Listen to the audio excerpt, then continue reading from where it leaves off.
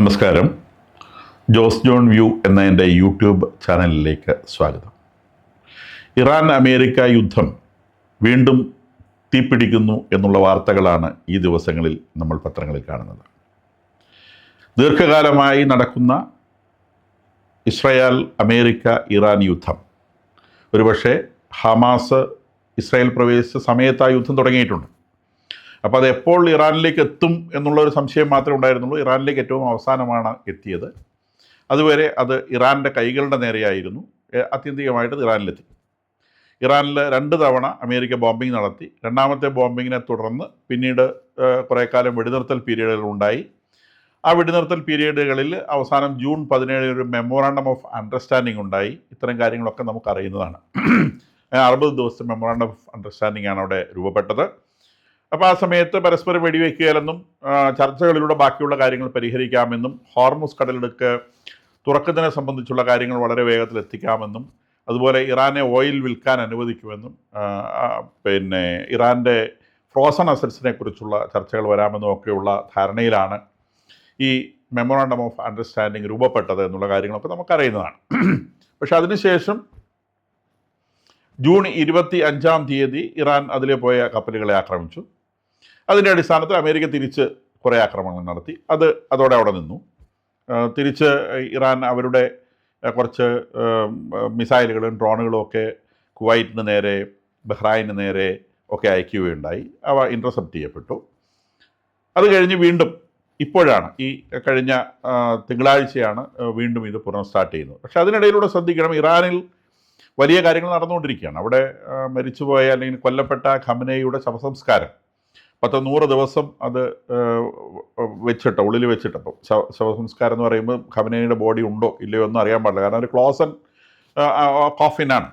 ആരും കണ്ടിട്ടില്ല കോഫിനകത്ത് എന്നതാണ് ഉള്ളതെന്നുള്ളത്. അപ്പം ഖമനേയുടെ മുഖമൊന്നും ആർക്കും കാണാൻ പറ്റില്ല. കാരണം ഇസ്രായേൽ തകർത്ത് കളഞ്ഞ ആ ഒരു ബങ്കറിനകത്തുണ്ടായിരുന്ന ആൾ, അദ്ദേഹത്തിൽ നിന്ന് എന്താണ് അവർ കിട്ടിയതെന്ന് അറിയാൻ പാടില്ല. എന്തായാലും കിട്ടിയത് ശവസംസ്കാരമാണ് എന്ന് പറഞ്ഞുകൊണ്ട് അവർ നടത്തുന്ന ഒരു വലിയ ആഘോഷം. എന്തായാലും ഖമനേയി കൊടുക്കുന്ന ലാസ്റ്റ് റൈറ്റ്സ് ആണ്, വലിയ ബഹുമതിയാണ്. വലിയ ആളുകൾ പാർട്ടിസിപ്പേറ്റ് ചെയ്യുന്ന ആ ഒരു സംഗതി ഇറാനിലുടനീളവും കുറച്ച് ഇറാഖിലേക്കും ഒക്കെ എത്തി നടക്കുന്ന ആ സമയത്തിനിടയിലൂടെ തന്നെ IRGC, ഇറാൻ്റെ ഭീകര സംഘടനയായിട്ടുള്ള IRGC ഹോർമുസിൽ വീണ്ടും ഒരു ബ്രിട്ടീഷ് കപ്പലിനെ ആക്രമിക്കുന്നു. ആദ്യത്തെ ദിവസം ആക്രമിച്ചു. അമേരിക്ക അതിന് മറുപടി കൊടുത്തില്ല. കാരണം അമേരിക്കൻ പ്രസിഡന്റ് പറഞ്ഞിരുന്നു, ഈ ശവസംസ്കാരം കഴിയുന്നവരെ ഇവർക്കൊരു വെക്കേഷൻ കൊടുത്തിരിക്കുകയെന്ന് പറഞ്ഞു, അത് ആക്രമിക്കില്ലാന്ന് പറഞ്ഞു. പക്ഷേ വീണ്ടും ഇറാൻ പ്രകോപിപ്പിക്കുന്നു. വീണ്ടും 3 കപ്പലുകളെ കൂടി ആക്രമിക്കുന്നു. അതിൻ്റെ അടിസ്ഥാനത്തിൽ അമേരിക്ക ഇന്നലെയും ഇന്ന് രാവിലെയുമായിട്ട് തിരിച്ച് ആക്രമണങ്ങൾ നടത്തുന്നു. പ്രധാനമായിട്ടും ഈ ഹോർമുസിൻ്റെ തീരത്ത് തന്നെയാണ് ആക്രമണം ഒതുക്കി നിർത്തിയിട്ടുള്ളത്. ടെഹ്റാനിലേക്ക് ആക്രമണം കൊണ്ടുപോയില്ല. 25 ആക്രമണത്തിൻ്റെ മറുപടിയായി ടെഹ്റാനിൽ അമേരിക്ക ആക്രമിച്ചിരുന്നു. പക്ഷേ ഇപ്പോൾ ടെഹ്റാനിൽ ആക്രമിക്കാത്തത് ടെഹ്റാൻ്റെ വളരെ അടുത്ത നഗരമായ ഖ്വേം എന്ന് പറയുന്ന സിറ്റിയിൽ ആണ് ഖമനേയുടെ ശവസംസ്കാരം ഇന്ന് നടക്കേണ്ടത്. ഒരുപക്ഷെ അതിനെ ഡിസ്റ്റർബ് ചെയ്യേണ്ടെന്ന് വിചാരിച്ചിട്ടായിരിക്കാം അമേരിക്ക ഉള്ളിലേക്ക് കടന്ന് ടെഹ്റാനിലോ ഒന്നും ആക്രമണം നടത്തിയിട്ടില്ല. ആക്രമണം നടത്തിയതൊക്കെ ഈ ഹോർമുസിൻ്റെ തീരത്താണ്, അല്ലെങ്കിൽ ഹോർമുസിൻ്റെ ചുറ്റുവട്ടത്തിലാണ്, പേർഷ്യൻ ഗൾഫിൻ്റെ തീരത്താണ്. ഇതിനകത്ത് പ്രധാനമായിട്ട് ഇന്ന് പുതിയതായിട്ട് ഉൾപ്പെട്ട ഒരെണ്ണം, സാധാരണ ഒരു ആക്രമിക്കുന്ന സ്ഥലങ്ങളുണ്ട് ഈ ഹോർമുസിനകത്തുള്ള, ഹോർമുസ് കടലിൽ നിൽക്കുന്നതുകൊണ്ട് ചേർന്നുള്ള കഷേം, ലറാഖ് എന്ന് പറയുന്ന ഐലൻഡുകളാണ് പ്രധാനമായിട്ടും ഈ ഇറാൻ്റെ ഈ സ്പീഡ് ബോട്ടുകളിൽ ഒളിച്ചു വരുന്ന, ഇത്തരം കപ്പലുകളെ ആക്രമിക്കാൻ വേണ്ടി ഒളിച്ചു വരുന്ന ഗറില്ല പോരാളികൾ നിൽക്കുന്നത് ഈ ഖാഷം ലറാഖ് ഐലൻഡുകളുടെ ചോട്ടിലാണ്. ഐലൻഡ് എന്ന് പറയുമ്പോൾ അത് കടലൊക്കെ പിടിച്ചിട്ട് കുറേ കടലിലേക്ക് പ്രൊജക്റ്റ് ചെയ്ത് നിൽക്കുന്ന സ്ഥലങ്ങളൊക്കെ ഉണ്ട്. അപ്പോൾ അതിൻ്റെ അടിയിൽ വേണമെങ്കിൽ ഇങ്ങനെ ചെറിയ ചെറിയ ബോട്ടുകൾ ഒളിപ്പിച്ച് നിർത്താൻ പറ്റും. ആകാശത്ത് നോക്കിയാൽ കാണൂല. അപ്പോൾ അതിൽ നിന്ന് പെട്ടെന്ന് പാഞ്ഞു വന്നിട്ടാണ് ഇത്തരം ഷിപ്പുകളെ ഇവർ ആക്രമിക്കുന്നത്. അപ്പോൾ അത്തരം സ്ഥലങ്ങളെയാണ് ഏകദേശം 80ഓളം ഇത്തരം ബോട്ടുകളെ ഇപ്രാവശ്യം ആക്രമിച്ച് തകർത്തു എന്ന് സെൻകോം പറയുന്നുണ്ട്. അപ്പോൾ അവരുടെ അതുപോലെ റഡാർ സ്ഥലങ്ങൾ, അവർ മിസൈൽ ലോഞ്ച് ചെയ്യുന്ന സ്ഥലങ്ങൾ, ഇതിനെയൊക്കെയാണ് ആക്രമിച്ചതായിട്ട് അമേരിക്ക പറയുന്നത്. പക്ഷേ ഇത്തവണ പുതുതായിട്ട് ആക്രമിച്ചത് എന്ന് പറയുന്ന ഒരു പോർട്ടുണ്ട്. നമ്മുടെ ഇന്ത്യയാണ് നിർമ്മിച്ചു കൊടുത്തുള്ള കാര്യമൊക്കെ നമുക്കറിയാം. ഇറാൻ്റെ ചബഹാർ പോർട്ട്, അത് വാസ്തവത്തിൽ പേർഷ്യൻ ഗൾഫിന് പുറത്താണ്, അറേബ്യൻ സീയിലാണ്. അപ്പോൾ അറേബ്യൻ സീയിലുള്ള ഈ ചബഹാർ പോർട്ട് കൂടി ഇത്തവണ ആക്രമിക്കപ്പെട്ടിട്ടുണ്ട്. അത് വ്യാപകമായ തോതിൽ ആക്രമിക്കപ്പെട്ടിട്ടുണ്ട്. അതിൻ്റെ മാരിടൈം കാര്യങ്ങളൊക്കെ കൺട്രോൾ ചെയ്യുന്ന ഒരു ടവറുണ്ട്. ആ ടവർ പൂർണ്ണമായിട്ട് തകർത്ത് കളഞ്ഞു. അപ്പോൾ അവിടേക്ക് ഇനി ഷിപ്പുകൾ പോകുന്ന സമയത്ത് റേഡിയോ വഴിയുള്ള മെസ്സേജിങ് ഒക്കെ അസാധ്യമാകത്തക്ക രീതിയിൽ തകർത്ത് കളഞ്ഞു. കൂടാതെ അതിനോട് ചേർന്നൊരു വലിയ സിറ്റി ഉണ്ട്, സിറ്റി ഓഫ് ചബഹാർ. ആ സിറ്റിയും ആക്രമിക്കപ്പെട്ടു. കൂടാതെ IRGCയുടെ നേവി വിങ്ങിൻ്റെ ഇമാം അലി ബേസ് എന്ന് പറഞ്ഞ ചബഹാറിലാണ്. അതും ഇന്നലെ അടിച്ച് തരിപ്പണമാക്കിയിട്ടുണ്ട്. അപ്പം ആ ചബഹാർ എന്ന് പറയുന്നൊരു ഏരിയ അത് പൂർണ്ണമായിട്ടും ഇന്നലെ ആക്രമിക്കപ്പെട്ടിട്ടുണ്ട് എന്നുള്ളതാണ് ഇതിനെ സംബന്ധിച്ചൊരു പുതുമയുള്ളത്. മറ്റ് ഈ മിനിഞ്ഞാന്തെ ആക്രമണം, അമേരിക്കയുടെ പ്രത്യാക്രമണം ഒക്കെ അത് ഹോർമൂസിന് ചുറ്റുമുള്ള അവരുടെ റീജിയനുകൾ തന്നെയായിരുന്നു പ്രത്യാക്രമണം നടത്തിയത്.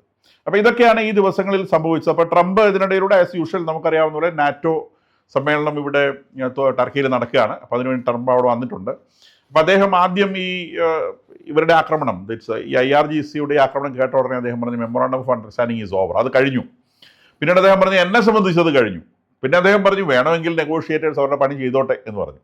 നമ്മൾ ഈ ക്യാരറ്റ് ആൻഡ് സ്റ്റിക്ക് എന്ന് പറയുന്നൊരു പരിപാടി ഉണ്ടല്ലോ, അത് അടി കൊടുക്കുക, പിന്നെ ക്യാരറ്റ് കാണിക്കുക, അടി കൊടുക്കുക, ക്യാരറ്റ്, ആ പരിപാടിയാണ് ട്രംപ് പൊതുവെ ചെയ്യുന്നത്. അപ്പോൾ അദ്ദേഹം പറഞ്ഞു ഇറാനെ സംബന്ധിച്ച് ഇനി ഒന്നും ചെയ്യാനല്ല, അവർ ഈ ഹോർമസിൽ ഇങ്ങനത്തെ ഓരോ ഷോ കാണിക്കും. അപ്പോൾ അവരുടെ ഹോർമസിലുള്ള എബിലിറ്റി ഡിഗ്രേഡ് ചെയ്യാന്നുള്ള നിലയ്ക്ക് ഇപ്പോൾ സെൻകോം ആക്ട് ചെയ്തിട്ടുള്ളൂ. പക്ഷെ മെമ്മോറാണ്ടം ഓഫ് അണ്ടർസ്റ്റാൻഡിങ് നിലവിലുണ്ടോ എന്ന് ചോദിച്ചാൽ എന്നെ സംബന്ധിച്ചത് നിലവിലില്ല എന്നാണ് അദ്ദേഹം പറഞ്ഞത്. വ്യക്തിപരമായിട്ടാണ് പറഞ്ഞത്, രാജ്യങ്ങൾ തമ്മിലുണ്ടോ എന്നുള്ള കാര്യം അദ്ദേഹം പറയുന്നില്ല. എങ്ങും തൊടാത്ത രീതിയിലുള്ള സംസാരമാണ്. വലിയ തോതിൽ ആക്രമിക്കുകയോ ഇല്ലയോ എന്നുള്ള ഒരു പ്രതികരണം അദ്ദേഹത്തിൻ്റെ ഭാഗത്ത് ഉണ്ടായിട്ടില്ല. അദ്ദേഹം ഇപ്പോൾ പറഞ്ഞത് അവർ ഒന്നടിച്ചാൽ ഞങ്ങൾ 20 അടിക്കും എന്നാണ്. അതായത് 1:20. അവരുടെ ഒരു ആക്രമണത്തിന് അതിൻ്റെ 20 ഇരട്ടി ശക്തിയുള്ള ഒരു ആക്രമണം തിരിച്ചു കൊടുത്തുകൊണ്ട് ഇതൊരു സ്റ്റാറ്റസ് ക്വോ ആക്കി നിലനിർത്താനാണോ പരിപാടി എന്ന് അറിയാൻ പാടില്ല. കാരണം ഇറാൻ ഇങ്ങനെ ആക്രമിച്ചുകൊണ്ടേയിരിക്കും, പിന്നെ അമേരിക്ക തിരിച്ച് 20 ടൈംസ് ആക്രമിക്കും. ഇതിങ്ങനെ എത്ര നാൾ തുടരും എന്നുള്ളൊരു വിഷയം നമ്മളുടെ മുൻപിലുണ്ട്. അപ്പോൾ അരാക്ചി ഇതിനെ സംബന്ധിച്ച് അരാക്ചി പറഞ്ഞത്, ഇതിൽ രസകരമായ കാര്യം, ഈ കപ്പലുകളെ ആക്രമിച്ചതൊന്നും ഇറാൻ്റെ ഒഫീഷ്യലായിട്ടുള്ള ആളുകൾ, അരാക്ചിയെ പോലത്തെ ആളുകൾ ഓൺ ചെയ്തിട്ടില്ല. IRGCയുടെ ചില പത്രങ്ങൾ മാത്രമാണ് അത് IRGCയാണ് ആക്രമിച്ചതെന്ന് പറയുന്നത്. അതിൻ്റെ അർത്ഥം ഈ IRGCയും അതിന് യാതൊരു കോർഡിനേഷനും ഇല്ല. ഇറാനിൽ ഇപ്പോൾ ഏകീകൃതമായൊരു ഭരണം എന്ന് പറയുന്നൊരു സംഗതിയില്ല. അപ്പോൾ ഈ യുദ്ധം അവസാനിപ്പിക്കാൻ വേണ്ടി മെമ്മോറാണ്ടം ഓഫ് അണ്ടർസ്റ്റാൻഡിങ്ങിൽ ഏർപ്പെടുന്ന അരാക്ചിക്കോ ക്വാലിബാഫിനോ പെഷേസ്കിയാനോ ഒന്നും ഈ IRGCയുടെ ഇത്തരം വേട്ടപ്പട്ടികളുടെ മേലെ യാതൊരു നിയന്ത്രണവും ഇല്ല. ഇവർ പിന്നെ ഈ ഹോർമൂസിലിരുന്ന് അവർക്ക് തോന്നിയതുപോലെ അവർ ആക്രമിക്കുകയാണ്. അപ്പോൾ അത് നിയന്ത്രണം ഇല്ലാത്തത് കൊണ്ടാണ് ഇറാൻ ഈ ആക്രമണങ്ങളൊന്നും ഓൺ ചെയ്തിട്ടില്ല. നേരെ മറിച്ച് അവരുടെ നേരെ അമേരിക്ക ആക്രമിച്ച ആക്രമണങ്ങളൊക്കെ അവർ അപലപിക്കുന്നുണ്ട്. അതിനെക്കുറിച്ച് അവർ വില്ലനീസ് ആക്ട് എന്നും നീചമായ പ്രവൃത്തിയെന്നും അമേരിക്കയുടെ വിശ്വസിക്കാൻ കൊള്ളാത്ത പ്രവൃത്തിയെന്നും ഒക്കെ അത് പറയുന്നുണ്ട്. ട്രംപ് മോശമായ ഭാഷ ഉപയോഗിക്കുന്നു. അരാക്ചി പറഞ്ഞ് ട്രംപിൻ്റെ അത്രയും താഴാൻ എന്നെ കൊണ്ട് പറ്റിയല്ല, ഞങ്ങൾ പ്രവൃത്തികളിലൂടെ മറുപടി കാണിക്കുമെന്നാണ് അരാക്ചി ഇന്നലെ ഇതിനെ സംബന്ധിച്ച് റിപ്പോർട്ട് ചെയ്തിട്ടുള്ളത്. അപ്പോൾ ഇറാൻ പറയുന്നത് അവരുടെ സിറിക്, ബുഷേർ, കൊനാറാക്ക്, ചബഹാർ ഈ ഏരിയകളിലൊക്കെ ആക്രമിക്കപ്പെട്ടു എന്നുള്ളതാണ്. വാസ്തവത്തിൽ അത് കൂടാതെ ദ്വീപുകളും ആക്രമിക്കപ്പെട്ടിട്ടുണ്ട്. കഷേമും ലറാഖും ഒക്കെ ആക്രമിക്കപ്പെട്ടിട്ടുണ്ട്. കൂടാതെ ആക്രമിക്കപ്പെട്ട ഒരു ദ്വീപ് അബു മൂസ എന്ന് പറയുന്നൊരു ദ്വീപാണ്. ഈ അബു മൂസ എന്ന് പറയുന്ന ദ്വീപ് വാസ്തവത്തിൽ ഒരു ഡിസ്പ്യൂട്ടഡ് ലാൻഡാണ്. അവിടെ അബു മൂസ ഒരു കുഞ്ഞു ദ്വീപാണ്. ഈ കുഞ്ഞു ദ്വീപിനെയൊക്കെ വെച്ചിട്ടാണ് ഇവർ IRGCയുടെ പ്രധാനപ്പെട്ട ഓപ്പറേഷൻസ് ഒക്കെ നടക്കുന്നത്. അവർക്ക് അവിടെ നിന്ന് വളരെ എളുപ്പത്തിൽ ഈ ഗൾഫ് രാജ്യങ്ങളെ ആക്രമിക്കാൻ പറ്റും. അപ്പോൾ അവിടെയൊക്കെ മിസൈൽ ലോഞ്ചിങ് സ്റ്റേഷൻസ് ഉണ്ട്. ഞാൻ നേരത്തെ പറഞ്ഞ ലറാക്കിലും ഖ്വാഷം ഐലൻഡിലും ഒക്കെ മിസൈൽ ലോഞ്ചിങ് സ്റ്റേഷൻസ് ഉണ്ട്. അത് അവിടെ നിന്നാണ് അവർക്ക് ഏറ്റവും എളുപ്പത്തിൽ ഗൾഫ് രാജ്യങ്ങളെ ആക്രമിക്കാൻ പറ്റുക. അപ്പോൾ ആ സ്ഥലങ്ങളെയൊക്കെ തന്നെയാണ് അമേരിക്ക തിരിച്ച് ആക്രമിച്ചിട്ടുള്ളത്. ഈ അബുമൂസ എന്ന് പറയുന്ന ഐലൻഡ്, അത് ശരിക്കും 3 ഐലൻഡ്സ് ഉണ്ട് അവിടെ. ഒരു ഗ്രേറ്റർ ടനാബ് ആൻഡ് ലെസർ ടനാബ് എന്ന് പറയുന്ന വേറെ 2 ഐലൻഡ്സ് കൂടിയുണ്ട്. ഈ 3 ഐലൻഡുകൾ വാസ്തവത്തിൽ യുണൈറ്റഡ് അറബ് എമിറേറ്റ്സിൻ്റെതാണ്. അത് ഇറാൻ പിടിച്ചെടുത്തതാണ്. 1971 ഇറാൻ പിടിച്ചെടുത്തതാണ്. ഇതൊക്കെ ബ്രിട്ടൻ്റെ കീഴിലുള്ള ഏരിയകളായിരുന്നു. ഇറാൻ നേരത്തെ സ്വാതന്ത്ര്യം നേടിയ രാജ്യമാണ്. 1971 യുണൈറ്റഡ് അറബ് എമിറേറ്റ്സിന് ഇത് ഫ്രീഡം കിട്ടുന്നത്. ആ ഫ്രീഡം പ്രഖ്യാപിക്കുന്നതിന് 2 ദിവസം മുൻപ് ഇത് ഫ്രീ ആവാൻ പോവുകയാണെന്ന് മനസ്സിലാക്കിയ ഇറാൻ ഈ അബു മൂസ അടക്കമുള്ള ഈ 3 ദ്വീപുകൾ പെട്ടെന്ന് കയ്യേറി പിടിക്കുകയാണ് ചെയ്തത്. പിന്നീട് അതൊരു ഡിസ്പ്യൂട്ടഡ് ലാൻഡാണ്. യുണൈറ്റഡ് അറബ് എമിറേറ്റ്സ് ഇപ്പോഴും പറയുന്നത് അവരുടെ സ്ഥലമാണെന്നാണ്. പക്ഷേ അത് ഇറാൻ കൈയടക്കി വെച്ചിരിക്കുകയാണ്. അപ്പോൾ ഈ പേർഷ്യൻ ഗൾഫിലുള്ള എല്ലാ ദ്വീപുകളും, ഇറാഖ് ആയിക്കോട്ടെ, ഖ്വാഷം ആയിക്കോട്ടെ, ഒക്കെ ഇറാൻ ഓരോ കാലത്ത് പിടിച്ചെടുത്തതാണ്. അത് 16-ാം നൂറ്റാണ്ടിലും 17-ാം നൂറ്റാണ്ടിലും ഒക്കെ സംഭവിച്ചിട്ടുള്ള കാര്യങ്ങളാണ്. പോർച്ചുഗീസുകാരുടെ നിയന്ത്രണത്തിലായിരുന്ന ദ്വീപുകൾ പിന്നെ ബ്രിട്ടീഷുകാർ ഈ ഇറാനെ കൂടെ, പേർഷ്യയെ കൂടെ ചേർത്തുകൊണ്ട് ബ്രിട്ടീഷുകാർ അത് പിടിച്ചെടുത്തതാണ്. അങ്ങനെ ഈ ബ്രിട്ടീഷുകാർക്ക് നിയന്ത്രണം ഉണ്ടായിരുന്ന ഈ ദ്വീപുകൾ ബ്രിട്ടൻ അവിടുന്ന് പോയപ്പം ഇറാൻ കൈയടക്കുകയാണ് ചെയ്തത്. വാസ്തവത്തിൽ ഇതിൽ പലതും കൂടുതൽ ഓപ്പോസിറ്റ് സൈഡിലുള്ള ഗൾഫ് രാജ്യങ്ങളോട് ചേർന്ന് കിടക്കുന്ന ദ്വീപുകളാണ്. ഇറാൻ അത് ബലം പ്രയോഗിച്ച് പിടിച്ചെടുത്തതുമാണ്. ഇനി അമേരിക്കൻ പ്രസിഡന്റ് പറയുന്നത് ഇതൊരു യുദ്ധമൊന്നും നിങ്ങൾ വിളിക്കണ്ട, ഇപ്പോൾ നടക്കുന്നതല്ല, ഇതിന് മുമ്പ് നടന്ന ഒരു യുദ്ധമൊന്നുമല്ല. ഞങ്ങളെ സംബന്ധിച്ചൊരു ലക്ഷ്യം ഉണ്ടായിരുന്നുള്ളൂ, ഇവരുടെ ന്യൂക്ലിയർ കേപ്പബിലിറ്റി തകർത്ത് കളയുക എന്നുള്ളതായിരുന്നു ഞങ്ങളുടെ ലക്ഷ്യം. ആ ലക്ഷ്യം ഞങ്ങൾ ഏകദേശം എത്തിയിട്ടുണ്ട്. അതുകൊണ്ട് ഇതിനി കണ്ടിന്യൂ ചെയ്യുന്നതിനകത്ത് വലിയ കാര്യമൊന്നുമില്ല എന്നാണ് അദ്ദേഹം പറയുന്നത്. വാസ്തവത്തിൽ ട്രംപിനെ സംബന്ധിച്ച് ട്രംപ് ഈ IRGC എന്ന് പറയുന്ന ഒരു ഭീകര സംഘടന, ഗറില്ല സംഘടനയാണ്. അത്തരം സംഘടനകളോട് ഡീൽ ചെയ്യാൻ ലോകത്തിലെ ഏത് ഭീകര സംഘടനയോട് ഡീൽ ചെയ്യാൻ ഭയങ്കര ബുദ്ധിമുട്ടാണ്. അതിന് കാരണം എന്ന് പറയുന്നത് അവരെ സംബന്ധിച്ച് വിജയം അല്ലെങ്കിൽ മരണം എന്നുള്ള 2 ഓപ്ഷൻസ് മാത്രമേ ഉള്ളൂ. അതിനിടയിലുള്ള കാര്യങ്ങളൊന്നും അവർക്കില്ല. ഇപ്പം നെഗോസിയേഷൻ എന്ന് പറയുന്ന കാര്യങ്ങളൊന്നും അവർ അംഗീകരിക്കില്ല. കാരണം അവരെ സംബന്ധിച്ച് അവർക്ക് വിജയിക്കണം, അല്ലെങ്കിൽ അവർക്ക് മരിക്കണം. ഈ 2 കാര്യമുള്ളൂ. അപ്പോൾ ഇത് എല്ലാ സ്ഥലത്തും എവിടെയൊക്കെ ഗറില്ല പ്രവർത്തനങ്ങൾ, ഇപ്പോൾ ശ്രീലങ്കയിലാണെങ്കിലും എവിടെയാണെങ്കിലും ഗറില്ല പ്രവർത്തനങ്ങൾ നടന്ന എല്ലാ സ്ഥലങ്ങളിലും ഉണ്ടായിട്ടുള്ള വിഷയമാണ് അവരെ സംബന്ധിച്ച് വിജയം അല്ലെങ്കിൽ മരണം. നമ്മുടെ നാട്ടിലാണെങ്കിലും ഇപ്പോൾ മാവോയിസ്റ്റുകളൊക്കെ ആയിട്ടുള്ള ആളുകളെ സംബന്ധിച്ച് അവരെ സംബന്ധിച്ച് വിജയം അല്ലെങ്കിൽ മരണം, അതിനപ്പുറത്തേക്കൊന്നുമില്ല. അതേമാതിരി തന്നെയാണ് ഈ സംഘടനകൾ ഓപ്പറേറ്റ് ചെയ്യുന്നത്. അവർക്ക് ലക്ഷ്യമുണ്ട് അമേരിക്കയെ കൊല്ലുക, ഇസ്രായേലിനെ കൊല്ലുക, ലോകത്തുള്ള മുഴുവൻ ജൂതന്മാരെ കൊല്ലുക. അങ്ങനത്തെ ഒരു ലക്ഷ്യവുമായി പ്രവർത്തിക്കുന്ന സംഘടനകളാണ്. അപ്പോൾ ആ സംഘടനകൾക്ക് വിജയത്തിലേക്ക് എത്താൻ കഴിയുകയില്ലെങ്കിൽ പിന്നെ മരണം എന്നുള്ളൊരു ഓപ്ഷൻ മാത്രമേ അവർക്കുള്ളൂ. അപ്പോൾ അത് വെച്ചാണ് അവർ പെരുമാറുന്നത്. അപ്പോൾ ഈ അവരുടെ ഏറ്റവും ഒരുപക്ഷെ അവരൊരു ഭക്തിപൂർവ്വം കാണുന്ന ഒരു വ്യക്തിയാണ് ഖമനേയി എന്ന് പറയുന്നതാണ്. അപ്പോൾ അദ്ദേഹത്തിൻ്റെ ശവസംസ്കാര ചടങ്ങിനിടയിൽ എന്തുകൊണ്ട് അവർ ഇത്തരം ഒരു പ്രവൃത്തിയിൽ ഏർപ്പെട്ടു എന്നുള്ളത് വലിയൊരു ചോദ്യമാണ്. അപ്പം നിശ്ചയമായും ട്രംപ് വിചാരിച്ചത് ഈ ഒരു സമയത്ത് ഇവർ ആക്രമിക്കാനാണ്. പക്ഷേ ആക്രമിക്കാനായിട്ട് അന്താരാഷ്ട്ര മാധ്യമങ്ങളിലുള്ള പല നിരീക്ഷകരും കാണുന്ന ഒരു സംഗതി, ഈ മൊജ്തബ ഖമനേയി എന്ന് പറയുന്ന ഒരാളാണ് ഇന്ന് ഇറാൻ്റെ തലപ്പത്തിരിക്കുന്നതായിട്ട് പറയപ്പെടുന്നത്. അപ്പോൾ ഇദ്ദേഹമാണ് തീരുമാനങ്ങൾ എടുക്കുന്നതൊക്കെയാണ് ഈ പെഷേസ്കിയാൻ ആയിക്കൊള്ളട്ടെ, അരാക്സി ആയിക്കൊള്ളട്ടെ, മുഹമ്മദ് ഖാലിഫാവ് ആയിക്കൊള്ളട്ടെ, ഇവരൊക്കെ പറയുന്നത് ഈ മൊജ്തബയാണ് എല്ലാ തീരുമാനം എടുക്കുന്നത്. പക്ഷെ മൊജ്തബനെ പുറത്ത് കാണാനില്ല. ഈ മൊജ്തബ അധികാരമേറ്റു എന്ന് ഇവർ പറയുന്ന ദിവസം മുതൽ ഇദ്ദേഹം ഒളിവിലാണ്. അവർ പറയുന്ന അദ്ദേഹത്തിന് പരിക്കുണ്ട്, ഗൗരവതരമായ പരിക്കുള്ളതുകൊണ്ട് പുറത്തു വരാത്തതാണ്. അപ്പോൾ ഇപ്പം ഈ ആക്രമണം നടന്നിട്ട്, ഇസ്രായേലി ആക്രമണം നടത്തിയിട്ട് ഇപ്പം 105 ദിവസത്തോളായി. അപ്പോൾ ഇതിനിടയിലൂടെ ഇത്രയും കാലത്തെ ചികിത്സ കൊണ്ട് ഭേദമാവാത്ത എന്ത് പരിക്കാണ് ഇദ്ദേഹത്തിന് പറ്റിയിട്ടുള്ളത് എന്നുള്ള വലിയ ചോദ്യമുണ്ട്. അപ്പോൾ എഴുന്നേക്കാൻ മേലാത്ത, നിവർന്നു നിൽക്കാൻ കഴിയാത്ത, പാരലൈസ്ഡ് ആയിട്ടുള്ള ഒരാളാണോ ഇവരുടെ മൊജ്തബ ഖമനേയി എന്ന് പറയുന്ന ആൾ എന്നൊരു ചോദ്യം ലോകത്തിന് മുമ്പിലുണ്ട്. അപ്പോൾ എന്തുകൊണ്ട് അദ്ദേഹത്തിൻ്റെ പിതാവിൻ്റെ ശവസംസ്കാര ചടങ്ങിൽ മറ്റെല്ലാ മക്കളും വന്നു, ബാക്കി എല്ലാ മക്കളും വന്നു, അവരെല്ലാവരും ഒളിവിലായിരുന്നു, അവരെല്ലാവരും വന്നു, ഈ ഒരാൾ മാത്രം വരാത്തത് എന്തുകൊണ്ട്? 2 കാരണങ്ങളാണ് ഇതിനകത്ത് ഉണ്ടാവുക. ഒന്ന്, അദ്ദേഹം പാരലൈസ്ഡ് ആണ്, എണീക്കാനേ അദ്ദേഹത്തിന് കഴിയുന്നുണ്ടാവില്ല. അപ്പോൾ അതുകൊണ്ട് അദ്ദേഹത്തെ കൊണ്ടുവരാൻ പറ്റില്ല. രണ്ടാമത്തെ കാരണം ഇസ്രായേലിനെ പേടിച്ചിട്ട് എന്നുള്ളതാണ്. ഈ കഴിഞ്ഞ ദിവസം ഒരാഴ്ച മുൻപ് ഇസ്രായേലിൻ്റെ പ്രതിരോധ മന്ത്രി ഇസ്രായേൽ കാറ്റ്സ് അദ്ദേഹം പറഞ്ഞിരുന്നു, ഈ മൊജ്തബ ഖമനേയിയെ ഞങ്ങൾ സ്കെച്ച് ചെയ്ത് വെച്ചിരിക്കുകയാണ്, അദ്ദേഹത്തെ കാണുന്നിടത്ത് വെച്ച് തട്ടും എന്നൊരു പ്രയോഗം അദ്ദേഹം നടത്തിയിരുന്നു. അപ്പം ഏറ്റവും കൂടുതൽ സാധ്യതയുള്ളത് ഇദ്ദേഹത്തെ പുറത്ത് കാണിച്ചാൽ ഇസ്രായേൽ ഇദ്ദേഹത്തെ പൊക്കുവോ എന്ന് പേടിച്ചിട്ട് ഇവരകത്ത് വെച്ചിരിക്കുന്നതാവാനാണ് സാധ്യത.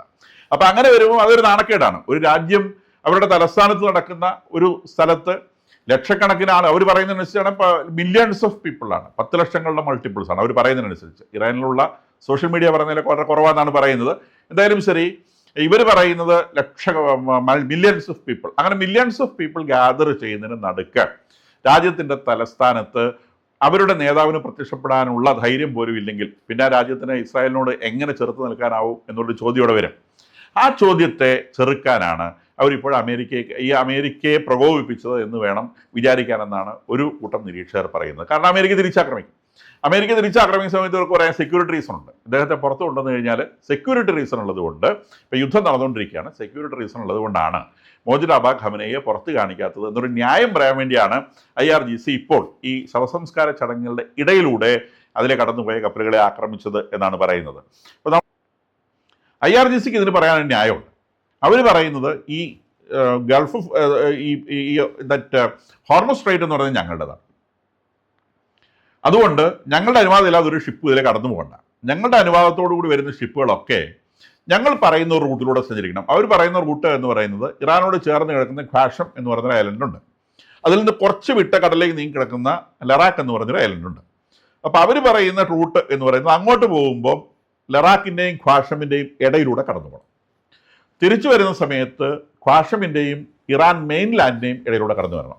കപ്പലുകൾക്ക് വളരെ സുഗമമായ പാതയാണത്, നല്ല ആഴമുള്ള കടലാണ്. അപ്പോൾ അതുകൊണ്ട് വളരെ സേഫായിട്ട് അതിൽ യാത്ര ചെയ്യാം. ഈ 2 സ്ഥലത്തൂടെ മാത്രം നിങ്ങൾ പോയാൽ മതി എന്നാണ്. അപ്പോൾ അതിലൂടെ കടന്നു പോകുന്ന കപ്പലുകളിൽ നിന്ന് ഇറാന് ടോൾ പിരിക്കുക എന്നുള്ളതാണ് ഇറാൻ്റെ ആവശ്യം. ഇപ്പോൾ അതിലെ കടന്നു പോകുന്ന കപ്പലുകൾ ടോൾ കൊടുക്കുന്നുണ്ടോ എന്നുള്ളത് അറിയാൻ പാടില്ലാത്ത കാര്യമാണ്. എന്തായാലും അതിലെ മാത്രം പോയാൽ മതി എന്നാണ് ഇറാൻ ഇൻസിസ്റ്റ് ചെയ്യുന്നത്. അപ്പം ഇന്റർനാഷണൽ മാരിടൈം ഓർഗനൈസേഷനും US ചേർന്ന് വേറൊരു കപ്പൽ പാത കപ്പലുകൾക്ക് ഒരുക്കിയിട്ടുണ്ട്. ആ കപ്പൽപാത ഒമാൻ തീരത്തോട് ചേർന്നാണ്. ഇറാൻ്റെ നേരെ ഓപ്പോസിറ്റ്. ഇറാൻ അവിടെ വരുന്നത് വടക്കാണ്. ഈ ഹോർമുസുമായിട്ട് റിലേറ്റ് ചെയ്ത് നോക്കുമ്പോൾ ഇറാൻ വടക്ക് ഭാഗത്താണ്, ഈ ഒമാൻ എന്ന് പറയുന്നത് തെക്ക് ഭാഗത്താണ്. അപ്പം ഈ ഹോർമുസിൽ തെക്കൻ ഭാഗത്തുകൂടി, തെക്ക് ഭാഗത്തെ കരയോട് ചേർന്ന് കപ്പലുകൾ പോയാൽ മതി. അപ്പം അങ്ങനെ വരുമ്പം അത് ഒമാൻ്റെ തീരത്തോട് ചേർന്നിട്ടാണ് ഉള്ളിലേക്കും പുറത്തേക്കും പോകുന്നത്. കൃത്യമായ റൂട്ടുകൾ മാർക്ക് ചെയ്ത് കൊടുത്തിട്ടുണ്ട്. അപ്പോൾ ആ റൂട്ടിലൂടെ ധാരാളമായിട്ട് കപ്പലുകൾ പോകുന്നു. അത് പിന്നെ ഏകദേശം ഒരു ദിവസം ഒരു 38-40 ഷിപ്പുകൾ വരെ ജൂൺ 24-ാം തീയതി പോയിരുന്നത് ഏകദേശം 40 ഷിപ്പുകളാണ് അതിലെ കടന്നു പോയത്. പക്ഷേ ഇവർ ജൂൺ 25-ന് ആക്രമണം നടത്തിയുടെ പെട്ടെന്നത് അതിലെ കടന്നു പോകുന്ന കപ്പലുകളുടെ എണ്ണം കുറഞ്ഞു. അത് പിന്നീട് ഒരു 13 കപ്പലുകളായിട്ട് കുറഞ്ഞു. ആ 13-12 കപ്പലുകളുടെ ഇടയിൽ നിന്നാണ് ഇവർ ഈ കപ്പലുകളെ ആക്രമിച്ചത് എന്നുള്ളതാണ്. ബാക്കിയുള്ള കപ്പലുകളൊക്കെ ഭയന്നിട്ട് ഇറാന്റെ തീരത്തൂടെയുള്ള ട്രാക്കിലൂടെയാണ് കടന്നു പോകുന്നത്. അവിടെ റൗഡി ഫീസ് കൊടുക്കേണ്ടി വന്ന ആരെങ്കിലും ഉണ്ടെങ്കിൽ അവരാരും മിണ്ടത്തില്ല, അവരതും കൊടുത്താൽ കടന്നു പോകത്തേ ഉള്ളൂ. കാരണം അങ്ങനെ ഒരെണ്ണം കൊടുത്തു കഴിഞ്ഞാൽ അവരെ ആക്രമിക്കുന്ന അമേരിക്ക പറഞ്ഞിട്ടുണ്ട്. അപ്പോൾ ഇത് ചെകുത്താനും കടലും നടക്കി കിടക്കുന്ന ഒരു സംവിധാനം ആയതുകൊണ്ട് അതിലെ കാശ് കൊടുത്തവരാരും മിണ്ടാൻ പോകുന്നില്ല. അപ്പോൾ അതിലെയാണ് ഇപ്പോൾ കാര്യങ്ങൾ നടന്നുകൊണ്ടിരിക്കുന്നത്. ഇപ്പോൾ ഈ ഇറാനെ സംബന്ധിച്ച് IRGCയെ സംബന്ധിച്ച് അവർ എസ്റ്റാബ്ലിഷ് ചെയ്യാൻ ശ്രമിക്കുന്നത് അവരുടെ തീരത്തോട് ചേർന്നുള്ള ട്രാക്കുകളെ കൂടി മാത്രം കടന്നു പോയത്. ഇവർ ഈ ഒമാനുമായിട്ട് ഒരു പങ്കൊക്കെ ചേർത്ത് രണ്ടുപേരോട് ചേർന്ന് ഒന്നിച്ച് പിരിക്കാം എന്നൊക്കെ പറഞ്ഞ ഒരു ധാരണ ഉണ്ടാക്കിയിരുന്നു. ഒമാനും ചെറിയൊരു താല്പര്യമൊക്കെ ഉണ്ടായിരുന്നു. പക്ഷേ അമേരിക്ക കണ്ണുരുട്ടി. അങ്ങനെ കാശ് വാങ്ങിയാൽ ബോംബ് ഒമാൻ്റെ തലയെ കൊണ്ടിടുമെന്ന് പറഞ്ഞു. ഒമാൻ പറഞ്ഞു ഞങ്ങൾക്ക് വേണ്ടേ, ഞങ്ങൾ ഇതിനകത്തില്ലേ എന്ന് പബ്ലിക്കായിട്ട് പറഞ്ഞു. പിന്നീട് ഒമാൻ ലോകരാജ്യങ്ങളോട് പബ്ലിക്കായിട്ട് UN തന്നെ അറിയിച്ചു ഞങ്ങൾ ഇങ്ങനെ ഒരു കാര്യത്തിലില്ല, അവിടെ ഫീസ് പിരിക്കാനോ അങ്ങനത്തെ കാര്യങ്ങൾക്കൊന്നുമില്ല.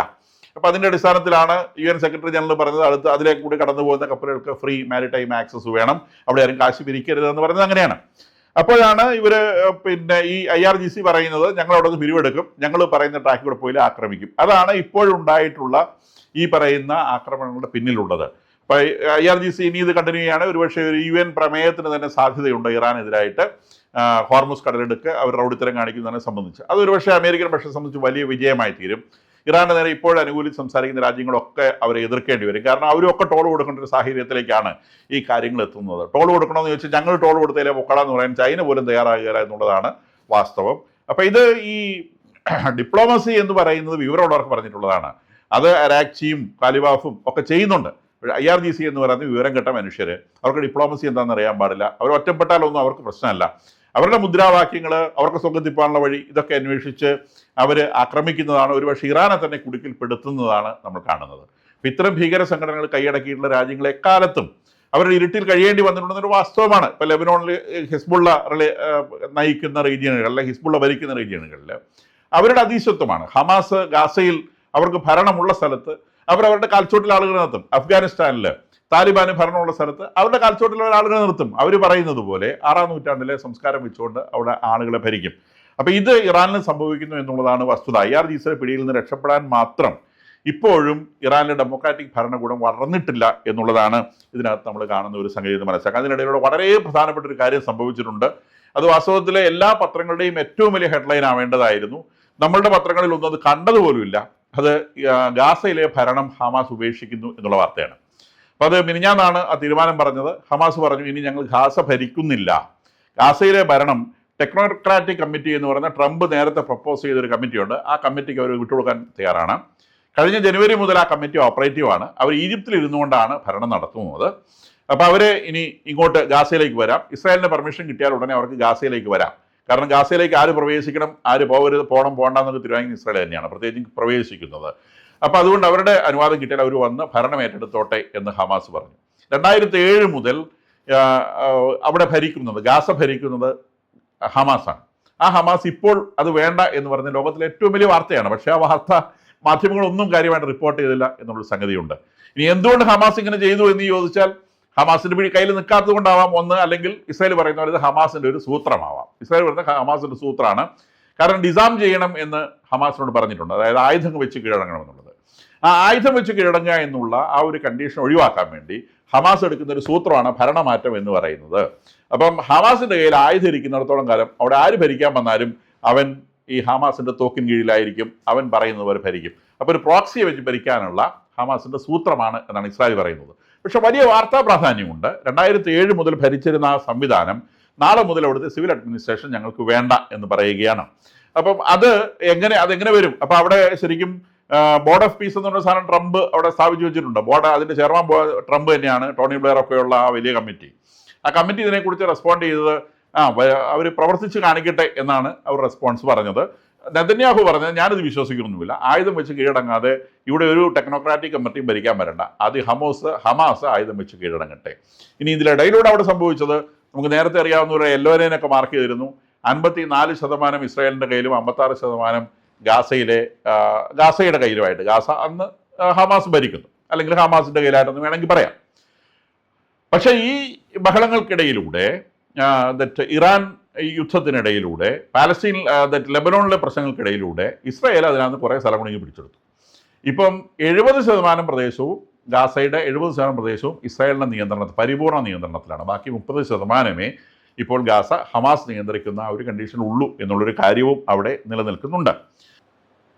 ഈ ചാനൽ നിങ്ങൾക്ക് ഉപകാരപ്രദമാണെങ്കിൽ ദയവായി സബ്സ്ക്രൈബ് ചെയ്യുക, ഷെയർ ചെയ്യുക, ലൈക്ക് ചെയ്യുക, പറ്റുമെങ്കിൽ ഒരു കമൻറ്റും എഴുതുക.